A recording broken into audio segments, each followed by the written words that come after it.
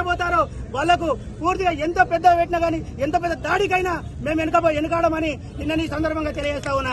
ఎందుకంటే మా యొక్క కులానికి వ్యతిరేకంగా మా ఉపాధి మీద దెబ్బ కొట్టడానికి రిలయన్స్ పెట్టుబడిదారులు వస్తున్నారని ఏ విధంగా అయితే ఆరోపణలు వస్తున్నాయో దానికి తగ్గపరుగా రాష్ట్ర వ్యాప్తంగా కూడా మేము నిరసన చేస్తామని కూడా ఈ సందర్భంగా తెలియజేస్తా ఉన్నాం.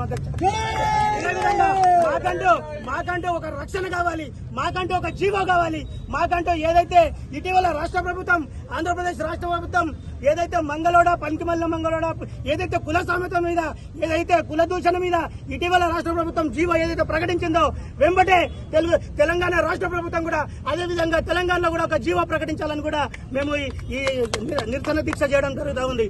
అదే విధంగా మాకు ఏదైతే గతంలో 2014లో గౌరవ ముఖ్యమంత్రి వర్యులు ఏదైతే మాకు 250 కోట్లు ప్రకటించినారు, మాకు ఇదివరకు కూడా 33 జిల్లాలు 119 నియోజకవర్గాల వ్యాప్తంగా కూడా ఏ న్యాయ బ్రాహ్మణుడు కూడా లబ్ధి పొందినట్టు చరిత్ర లేదు.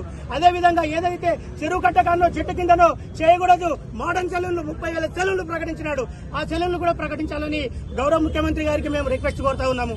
అదేవిధంగా ఏదైతే రైతు మాదిరే ఉచిత విద్యుత్ సరఫరా చేస్తాను న్యాయ బ్రాహ్మణులకు అన్నాడు, అదేవిధంగా 250 యూనిట్లు మాకు ప్రకటించినాడు. అది కూడా సెప్టెంబర్ అక్టోబర్ రాకపోవడం వలన అదే వేల కింద బిల్లు వచ్చేసి మా